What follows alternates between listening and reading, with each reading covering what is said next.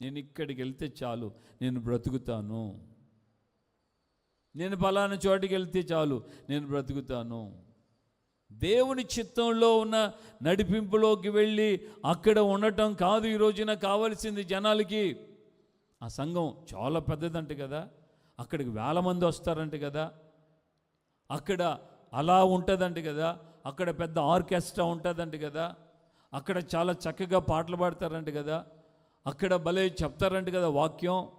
ఈ పై విషయాలు, సొంత ఆలోచనలు, సొంత నడిపింపే. ఒక ఉన్నతమైనటువంటి బోధ, ఉన్నతమైన నడిపింపు, దేవుని చిత్త ప్రకారంగా నేను వెళ్ళాలి, చేయాలి, అది ఈ రోజున చాలామందికి ఇష్టం రావట్లేదు. సొంతగా ఏర్పరచుకొని, సొంతగా కోరుకొని, సొంతగా ఇష్టపడి మార్గాలు చవి చూచుకొని వెళ్ళిపోతూ ఉన్నారు.